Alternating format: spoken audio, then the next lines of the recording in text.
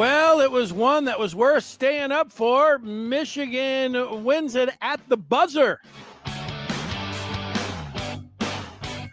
Good evening, everybody. Welcome into the Michigan basketball postgame live show. Michigan 84, Rutgers 82.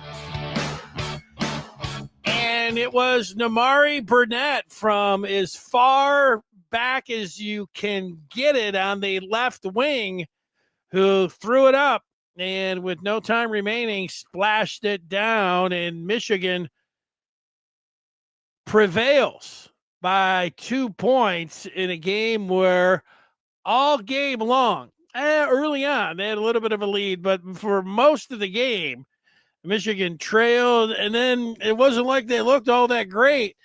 If they don't win this game, we're talking about, hey, they're exposed, and, it caught up with them and everything else.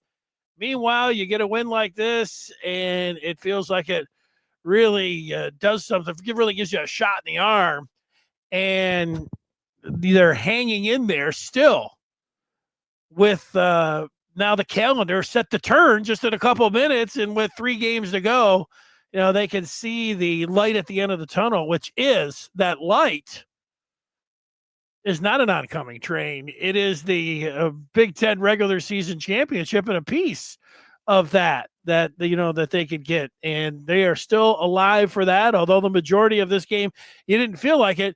This was not an NCAA tournament game. It was a great crowd. They sounded good through the Peacock audio that I was, receiving like anybody else that watched the game from home. So no, it wasn't the tournament.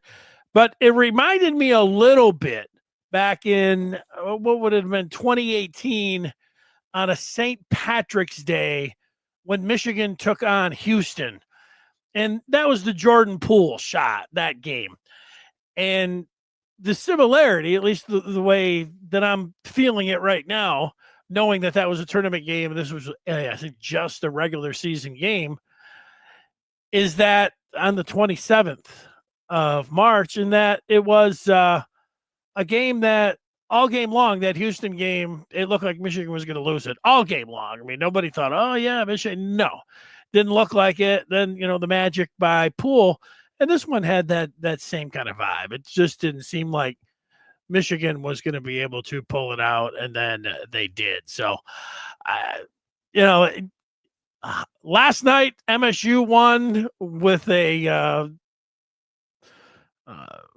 before even half court Holloman from way out, and then Michigan comes back tonight. It's Burnett, and now we turn the calendar and get into March with 3 to go.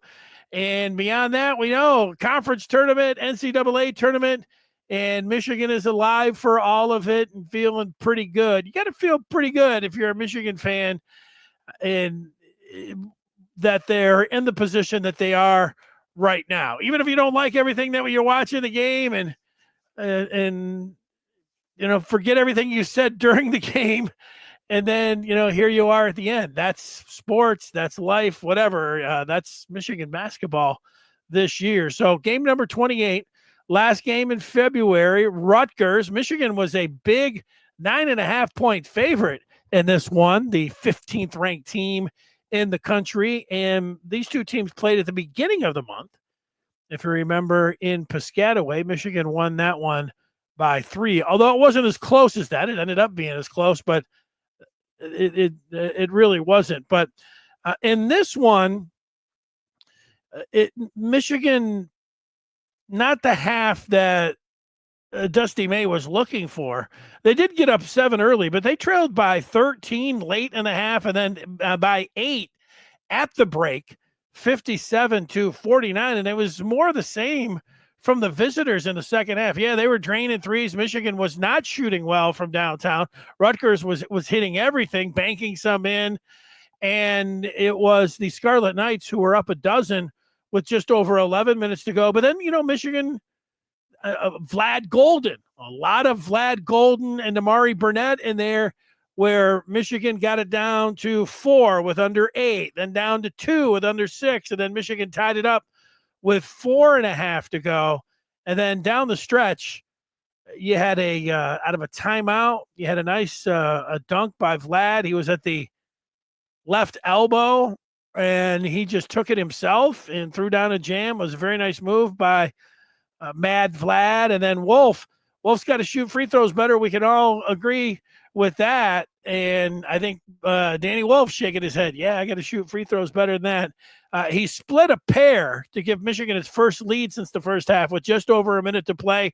Trey Donaldson, he didn't see much in this game of. He did make a layup with just over 30 seconds to go to put Michigan up 1. But then Acuff, who is from Detroit, Cass Tech, they said on the broadcast, he shot a right wing 3 and was fouled with 3.6 to go. And that was not looking good for U of M. He made 2 of them to put Rutgers up by 1 with 3.6 seconds to go.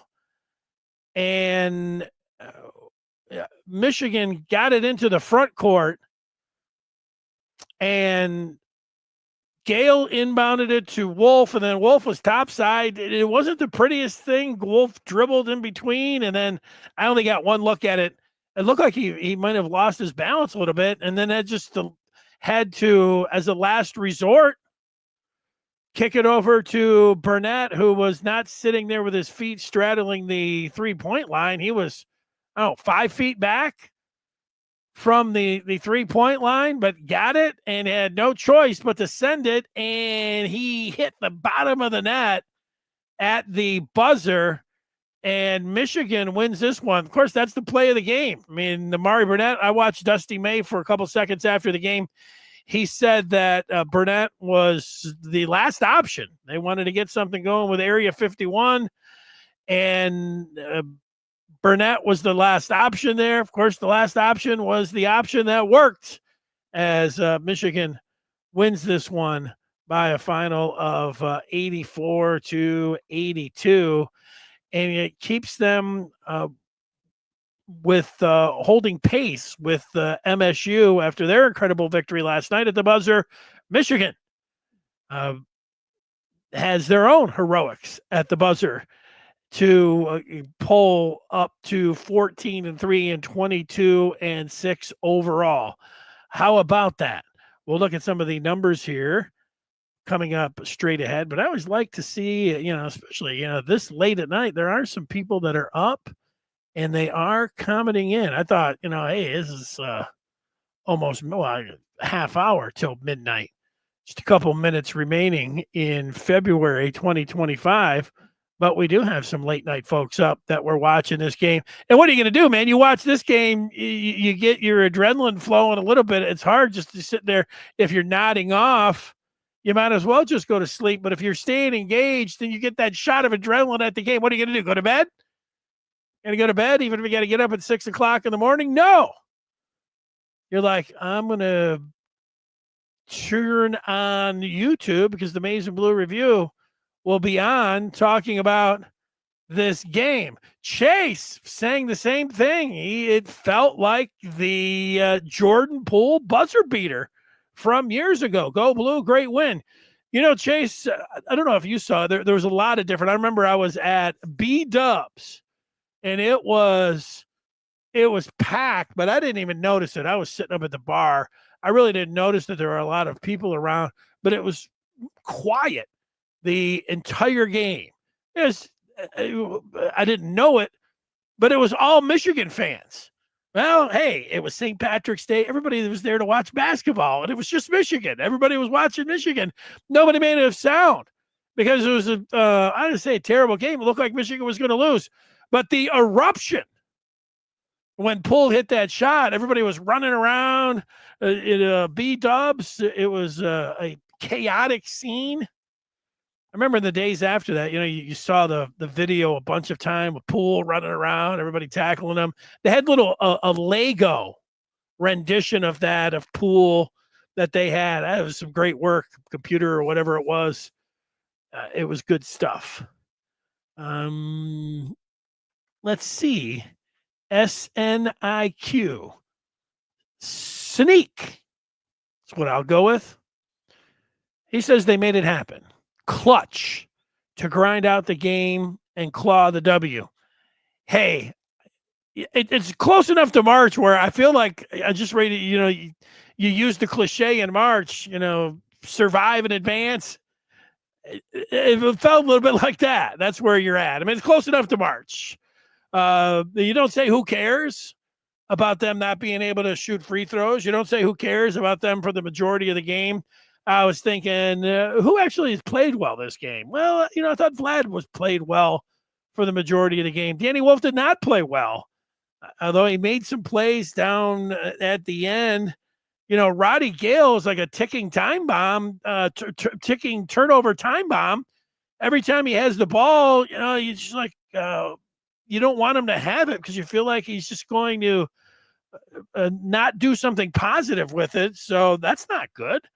But Trey Donaldson really didn't do anything in this game until he did have that layup late, which was nice. But, only 5 points. You're thinking, you're going to have more from Trey. Namari was in there. He of course hit the big shot, which everybody and they should give him all the credit for. But him and Vlad for the entire game, you look at him and say, hey, those two guys did a pretty good job. Cheddar should get some mention with the way he played off the bench. Let's look at some of those numbers where we go through and take some more of your feedback. There's Vlad, 22 and 11 for the big man. How about that? Had 2 blocks. And the 2 blocks came in the sequence where Michigan was coming back, and I believe they were back-to-back in a sequence.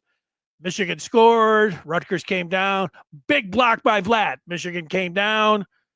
Whatever they did on offense, I think they scored. But then Scarlet Knights come back, and there's Vlad again. And then Jalen pointed it out, Jalen Rose, that Rutgers was tentative then in the paint because they had Vlad roaming around there and his ability to be the human eraser on the back line, and he was. And if it was not for Burnett, who I'll give the player of the game to, because not only did he drop that long range shot in at the buzzer, Michigan would have lost if he didn't. He also was able to put up 20 overall, 20 and 4 from Damari Burnett, our Maize and Blue Review player of the game. How about that for Namari? Danny Wolf, not one of his better performances, 10 of 8 and 0 of 3 from downtown and 2 of 6 from the free throw line. We're all shaking our head. You know that he can play a lot better. Finish at the rim if you're Danny Wolf and use your size and get down low. Jalen also pointed out, hey, Danny, instead of dropping threes, get down, use your size. And I think you have a game like this, and I don't know, Danny looked a little winded. Maybe he was under the weather. I mean, he was more, I was thinking about it as I was watching it. He seemed more red, or you'd say maybe under the weather or exerting himself more, but he just didn't have that kind of game. Gale Jr. already went through, his story. He plays, way too fast. I don't know. He needs, I would recommend going the JJ McCarthy route, practice some meditation. You're playing at 2 times the speed. You really need to slow it down. If he watches himself and they cut up all of his plays, and yeah, he gets hit sometimes, whatever. But a lot of those, I'm sure when he's watching it and they show it to him, what is he thinking? Like, I'll just do that again. I'll just keep it's like he wants to get up to full speed and then he closes his eyes. And what are you going to do? Well, you're going to trip, or you're going to throw the ball somewhere crazy, or they're going to steal it. I mean, it's painful, but he has done some positive things this year. So it might be the biggest challenge for this coaching staff.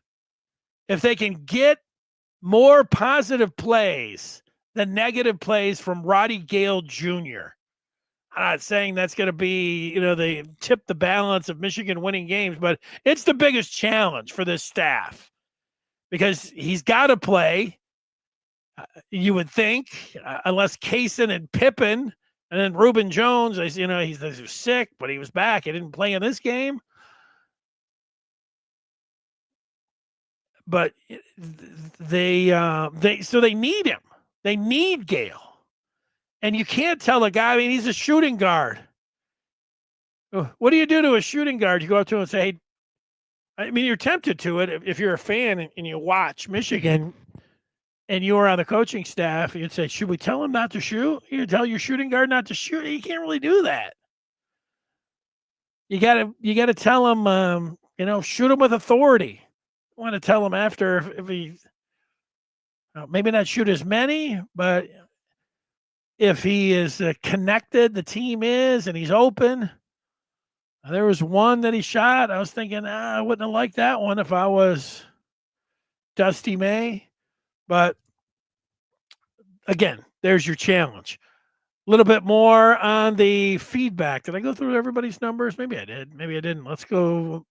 To the bench. Cheddar had 16. Kaysen didn't make one from downtown, but had 5 points and 2 boards and an assist. And he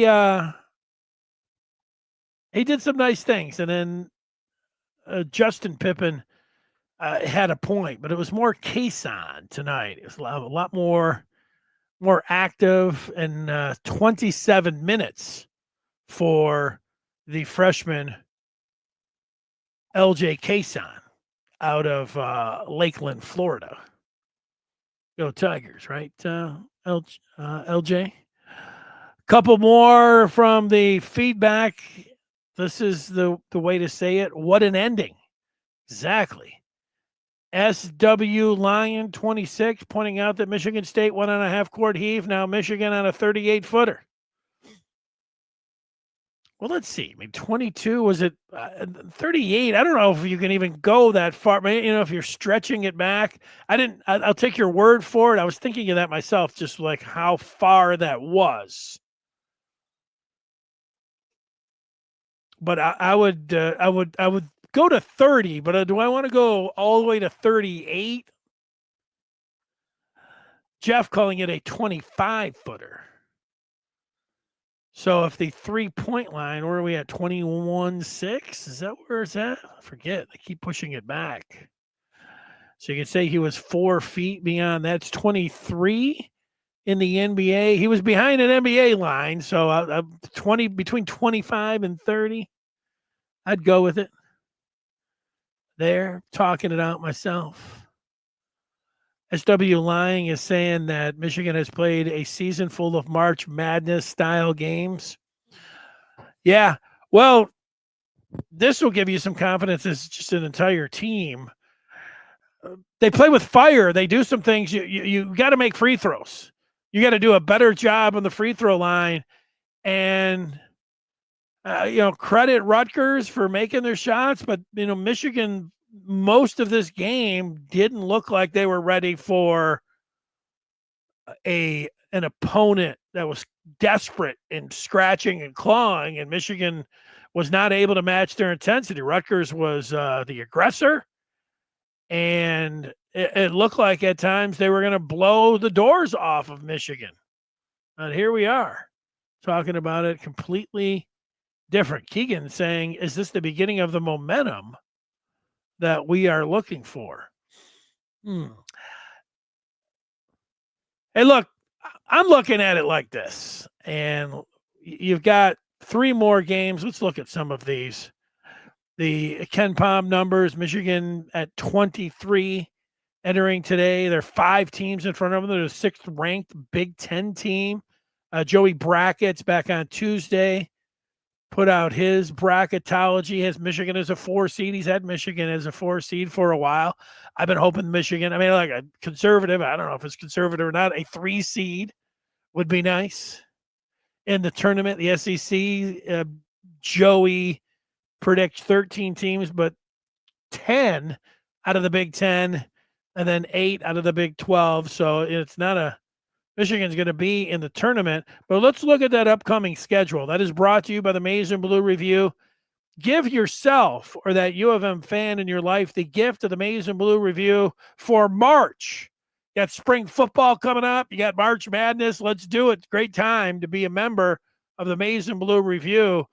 Also, with the way Detroit sports is surging, a lot of people talking about Detroit sports over there in the community on the Den. It's a lot of fun to get involved. You want more of be more engaged and connected to Michigan fans and Detroit sports fans. Well, this is it. It's the Maize and Blue Review. Go to michigan.rivals.com to get that done.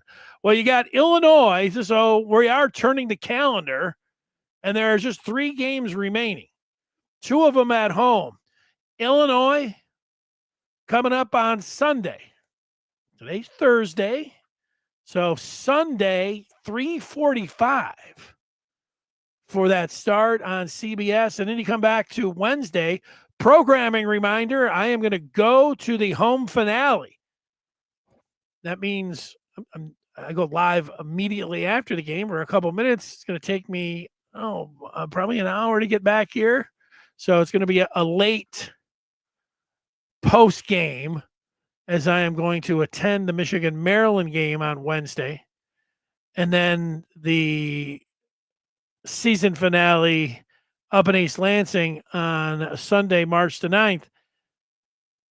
If Michigan can win these next 2 games against Illinois and Maryland and put themselves in a position to play for a championship, if it's a piece, obviously it's outright. I mean, this team, I don't know, however you were grading them, if they can miss free throws, they can turn the ball over.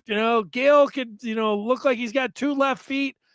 And, but if they get to that game, they've done a hell of a job. They've already done a very nice job. And they can see the finish line. So you have to talk yourself through it a little bit. You're in with a chance. You would take this every single time if it was discussed prior to the season.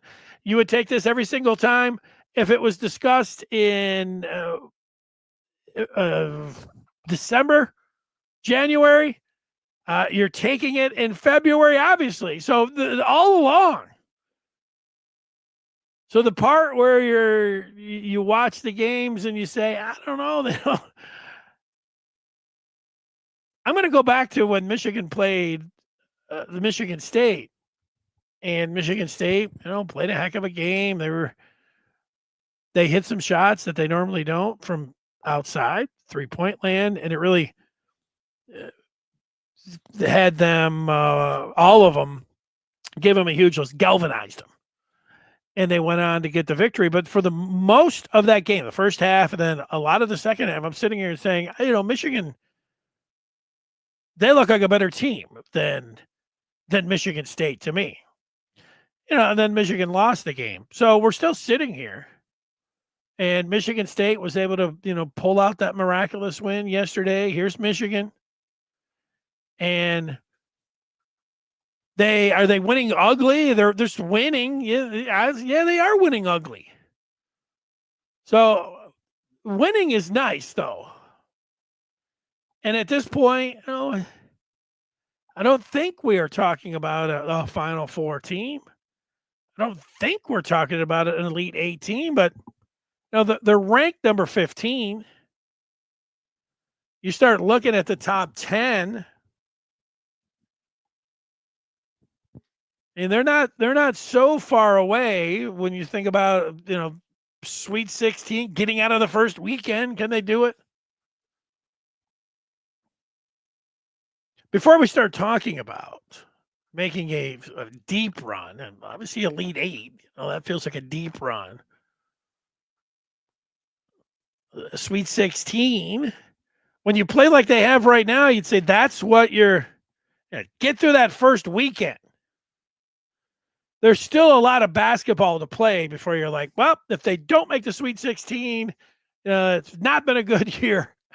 Oh, let's see what happens in the 3 games that they have remaining. Let's see what happens in the Big Ten tournament. You could feel totally different about their prospects and how far they could go with how they play in these last 3 and then in the tournament.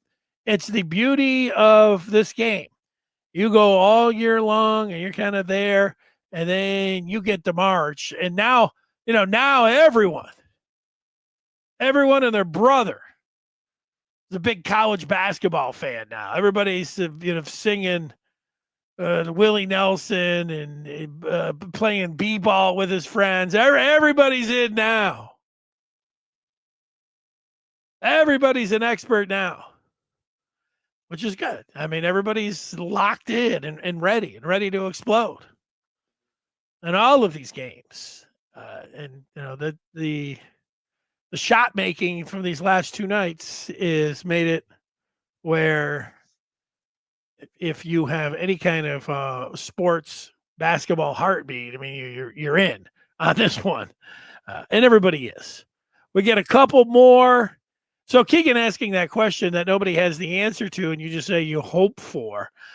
But I do think that they played the clunker in Lincoln against Nebraska and escaped that game. That it was like one of the worst games to watch. And neither team played well, and then they ended up getting a victory there. And I don't think they were partying on the way home or anything. They're like, okay, now they got to come out. And then Rutgers scratching and clawing and was the aggressor. And then, but they pulled out this win. And you get to March. The momentum is they're going to wake up tomorrow. And they are going to be like, when's March? And it starts on Saturday. I think earlier, I'm thinking there was only 27 days. There's no 27 days in any. I should know this is my wife's birthday today, so I should know that there's always 28 days. Unless there's a leap year, then there's 29. Answering this question, I think that they've had some games that they easily could have lost, but they have won. And the manner that they won tonight's game, snatching victory from the jaws of defeat. And now they'll get into the weekend and it'll be March. And everybody's eyes now are on them. And then they're going to be looking, look at Michigan. If they can't wake up and say, wow, look at us. Look what the chance that we have. I don't have the answer for this question. It says only Big Ten game of the night. Why so late? I don't know. Ask Peacock. Ask the TV. Ask them why. There's something else. I don't know. Did they want to not go against the Red Wing game that was on? I don't know. That's it. Yeah. Here's CK. This isn't the beginning of anything, just a continuation of near heart attacks. Well, okay. CK, what do you want to say? What do you want to do here? What, let's see him go out. Like I said, I wanted to see him go out and beat Michigan State by double figures. They would have done that. Would have been saying, okay, this is what you've been waiting for. Well, we didn't get that. And then since then, we've seen 2 games like, woo, but, you're there. They posted 2 dubs. Love that they're winning these close games. Here's some more feedback from our friend SWL.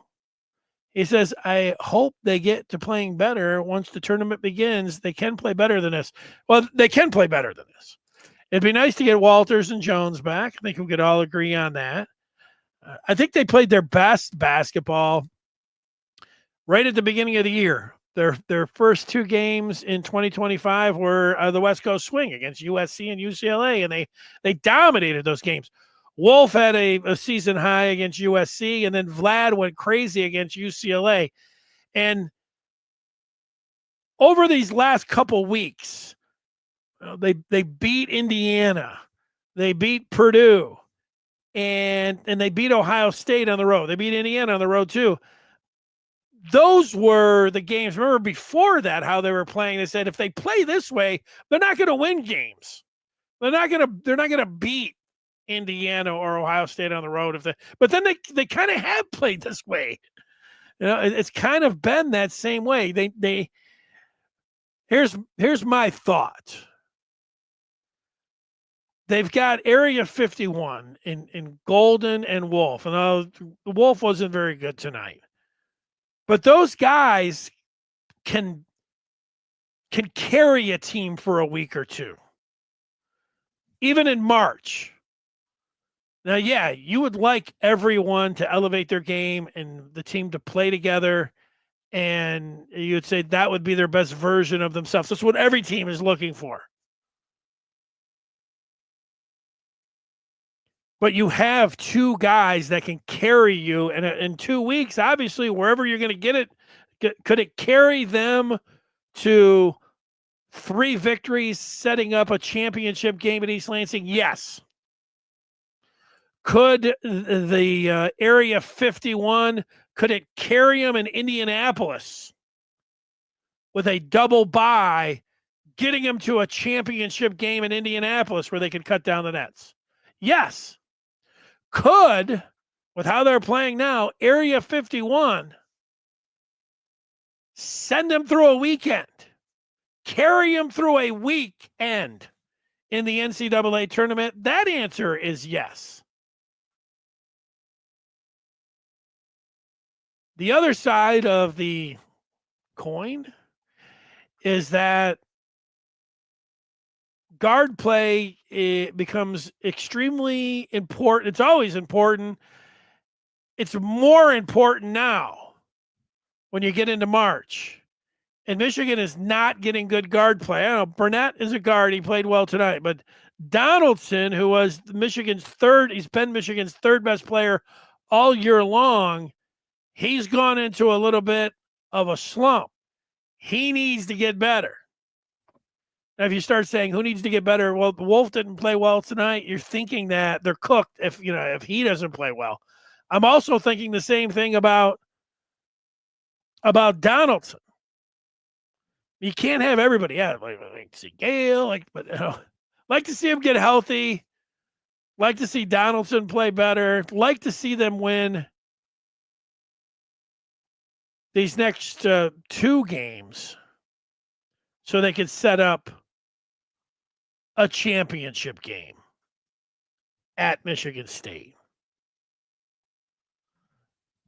CK says it's like they're losing their legs. They're not shooting well. I'll give you this. This is what happens.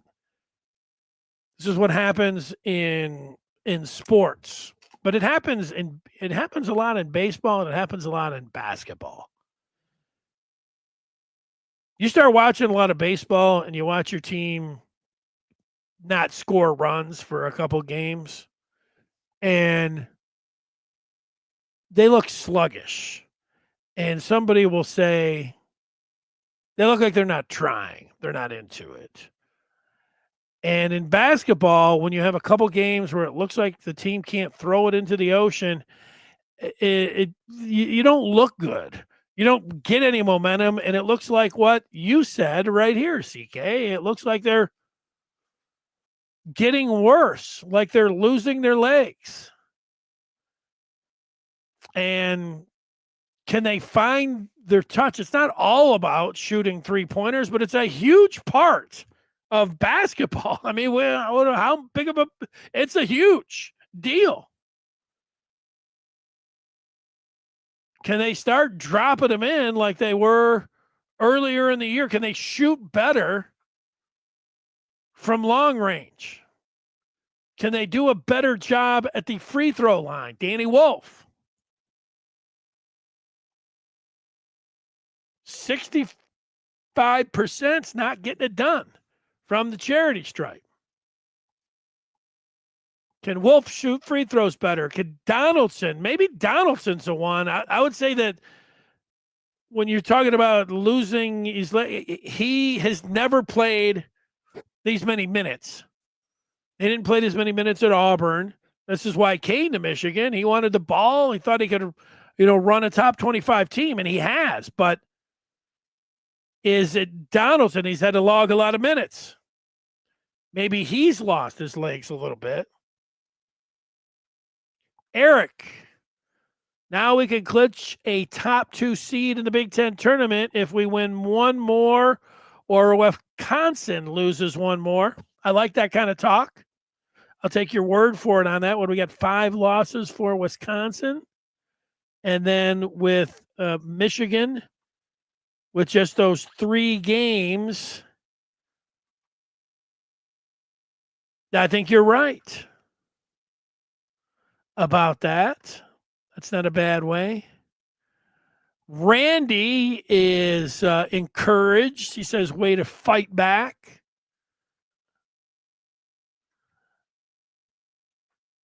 Let's see.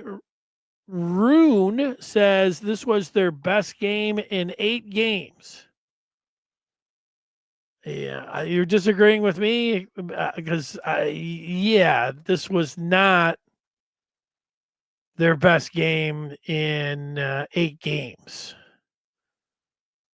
Like, if you want to look through the last 8 games, let's see. I'll give you that this was a better game than Nebraska because Nebraska was pretty bad. Was it a better game than Michigan State? Oh, they won the game, and okay, I'll go with that. But was it a better game than at Ohio State winning? No. Was it a better game than a top 10 victory over Purdue? No. Was it a better game than winning on the road at Indiana? No. Was it a better game than the victory over Oregon? The dramatics at the end? I'll give you that one. Was it a better game than when they beat Rutgers on the road the first time by 3 points? I would take the first one around. There wasn't as much, even though it was a 3-point game, it wasn't that close at the end. So, yeah, Rune, no. You're going to go down on that one. But, hey, look, dig in and, go with it. Rune says Rutgers couldn't miss in the first half, but they found a way to come back and win. Yeah, that was a nice job. Danny doesn't play with size, not NBA ready at all. Yeah, Danny's a finesse 7-footer. I mean, he can bang a little bit. He doesn't like to do it. He doesn't do it a lot.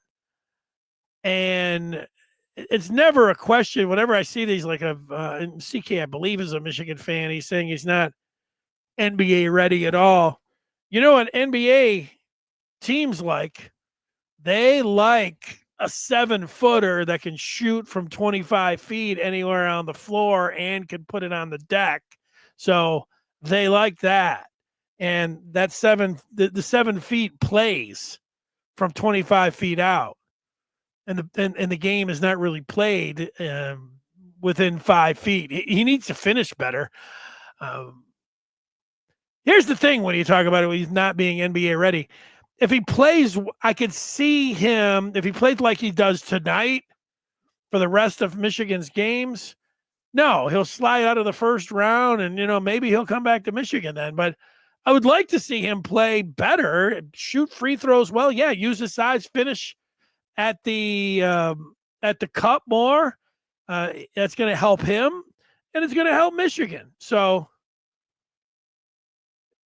remember, there's 32 teams. If he gets picked in the first, first 40 picks, and is probably, if I had to put a percentage on, would he get picked in the first 40 picks in the NBA draft coming up in June? I would put that at least 75% chance that would happen. And so I would say that he would be gone. It's not really about being NBA ready. It's about, obviously, you get the guaranteed money if you're one of the first 30 picks. And as we've seen, the first 5 or the top half of the second round, those guys get guaranteed money.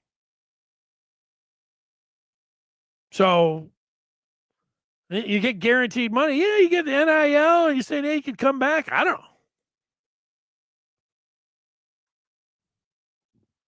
CK is saying, yeah. What I'm saying is that Gale needs. They have. I'll say it again. I said it earlier. This is the toughest job for this staff. There have been times. If I was coaching, I bet they do this. I bet they have gone through and they have pulled out. He's made a good, solid 20 plays. He's had 2 or 3 games where he was really good. He came back from injury. Obviously, he played really well against Ohio State. So you've got a nice sample of plays that you could show him on what he's doing. He's a straight line, attack the basket type player. And like I said, I would rather have not shoot threes at all. He doesn't look very good doing it, but it's hard to tell a shooting guard not to shoot. But so show him all of those good plays that he made. Straight line, attacking the basket, either get fouled or make the basket, dunk it. That's what he can do. And that's what you want him to do. The other stuff, he plays too fast. I don't know if they're going to show him tripping over his own feet, throwing it into the stands. I know they watch tape. They talk to him about it. Again, I go back to it. That's going to be their biggest deal. Yeah, the free throws, no good. Well, we got a couple coming in here. Yeah, Cheddar, nice numbers. Back in first place. Ferris is happy. Here's Hadley. He's staying up late. If there's one man that can keep us up till midnight, it's you. Take that any way you want. It's midnight. Let's go, Hadley. Hadley, I felt bad. You were asking about, do I take anything away from spring training? I mean, like, no. But then, today I was looking at the Tigers roster and I was thinking, well, over at third base, if Young has a great spring training or something over there, Jace Young, that could mean something. But so those are just some little things. Jason says Wolf's been off for 3 games now. He better get back on track quick. I agree. I'd have to look at everything. He goes. It's funny that he not funny, but it's funny where Wolf he's unicorn is not, it's overused. He's just so different that he's intriguing. Even when the announcers are there, they're all just so smitten with him. What was it? Rafferty. He was doing the Michigan State games. Oh, this is it. It's just every time the big fella does so, and that's what he can do. Oh, he's throwing the pass. He just gets people falling all over him because he's a 7-footer that can shoot from distance and put it on the floor. And we know when he's at his best, and he does go stretches. He doesn't, there's a lot of things that he doesn't do well. But you're right, Jason. I know this, that if Michigan does anything in this regular season where they're getting a championship, if they do anything in Indianapolis where they're cutting down any nets, or if they do anything in the NCAA tournament, Wolf is going to be a big part of it. I don't think, he can have one bad game or a bad half, but probably not. So, yeah, he's going to have to pick it up. Yeah, I didn't think that Michigan was even making the tournament this year. With the collection that they had to put together, 8 transfers, 3 freshmen coming in, Cheddar and Burnett. Burnett had one good game, and it was in the game, one good half last year, and it was in the 3rd game of the season. And the team fell off a cliff. Seemingly he did as well. I like Cheddar, as a nice bench player, but they were bringing guys in from all over the place. Hey, Vlad, hey, all right.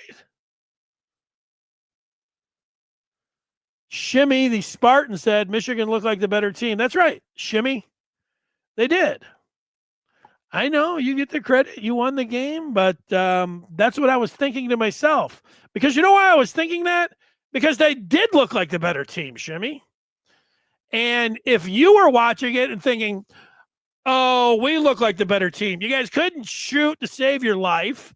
You didn't look like you were doing anything but then, you caught fire, started making some shots, and then you got credit. You played fantastic, whatever it was, the last 7-8 minutes, and you deserved to get the win. But up to that point, if you were just sitting around like, oh, yeah, we got it right where we want them, and we're obviously the better team. Well, I appreciate you jumping in and watching the Michigan feed here. And I know how that goes. You guys sit around and wait till somebody says something like, what? Wait, we won the game. That's true, Shimmy. Michigan did look like the better team for obviously the half and then a lot of the second half. And here's Randy. I don't know who he's talking about being a delusional Michigan fan. If you're talking about me, you couldn't be further from the truth. I'm as objective as anyone out there watching basketball talking about the maize and blue. You're just used to trolling people, and when somebody says something that you don't agree with, you don't understand. And you go to this like, oh, delusional. What? No, let me help you out, Randy. Crystal clear thinking with what's going on. Winning is the end goal, no matter how you get there. Sounds like put that on a hat or maybe a T-shirt. Ferris, he could stay up all night. He's saying. Randy's feeling pretty good about the whole thing. Let's see if we can get some more Spartans in here. Thanks, CD. CD suggesting everyone like, subscribe, and share. And have a good night. Brian talking about we got a good whistle when the crowd goes nuts. Refs feed into it. Keep it up, Mays Rage. Yeah, Michigan did get a good whistle tonight. I'll credit Jalen Rose. There were 2 times. I'm trying to think who was down in the post. One of them was Wolf. Could have been Cheddar on the other side, or it might have been Burnett. Could have been Gale. I don't remember who the other one, but point was is they were down on the post and they'd used up their dribble, and you could have called, I think, both of them for travels. But they drew fouls. And hell, one of them was on Harper's. That was a pretty big foul call. He didn't end up fouling out, but, he has to play differently when he picked up the foul. And you can say, oh, no, those were great calls. And, yeah, they were great calls for Michigan. But Jalen Rose said it. Michigan got bailed out. They did get bailed out on those calls. But you're right. That's home court advantage. Those refs, they're human. And they do get affected by the crowd screaming and yelling. All right, we got Jason who says it's a transition game. Focus so much on D drains the energy, which leads to poor shooting. Basketball, part of it is a transition game, but I don't know if you focus. So your defense in almost all sports, you say this, but you'll hear it in basketball too. If you're struggling, let your defense get you into and get you going on offense. So I don't know. What leads to poor shooting is taking shots out of rhythm, rushing them.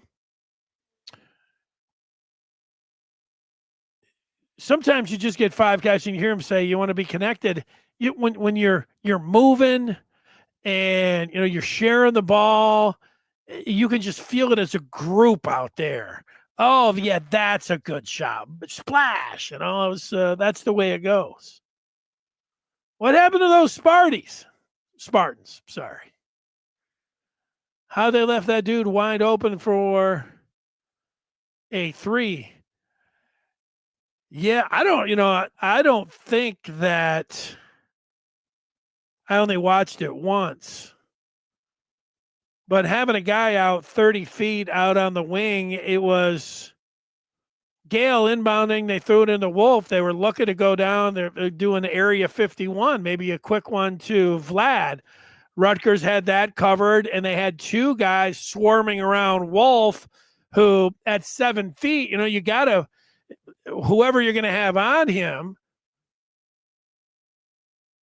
you're going to have some extra attention. So that was the last resort.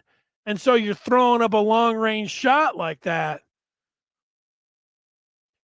Yeah, was he wide open, but he was way out there too. So I don't know about, smacking your head, being like, oh, they really botched it. I think the part of it was that Wolf stumbled a little bit, which then, you're thinking maybe you leave your guy because you're thinking you can get the ball. And that's what ended up giving you that little bit of room out there. But that's it. We could go on and do this all night.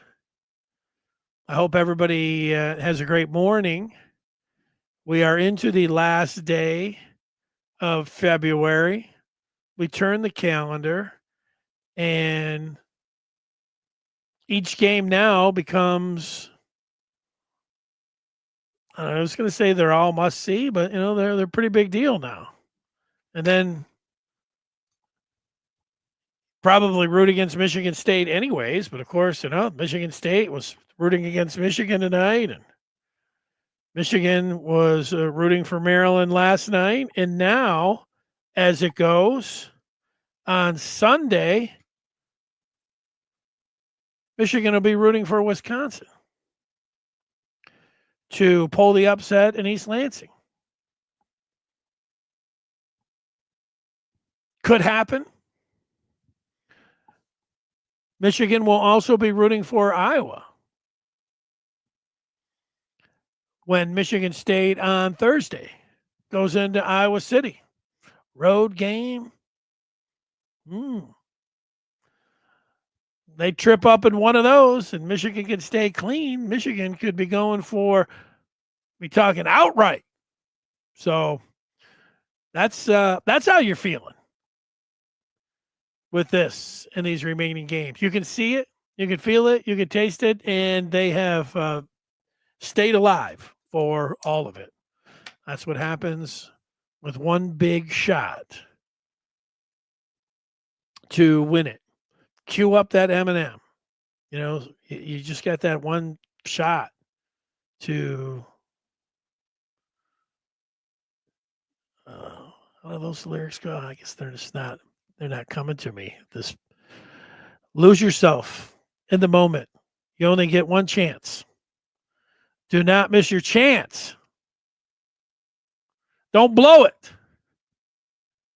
This opportunity comes once in a lifetime, and Burnett was able to do it. All right. I would like to thank everyone for staying up so late. Enjoy your Friday. Oh, thank gosh, it's Friday. Here we are, last day of February. Let's do it. Take care, everyone. We'll be on the Good Afternoon Michigan Football Pod on this very feed that you're watching and listening to right now at 2:00 later on today. Everyone's welcome. Until then, Michigan wins this one by a final of 84-82. They are 22-6 on the year and 14-3 in the Big Ten. Have a great morning, everybody. See ya.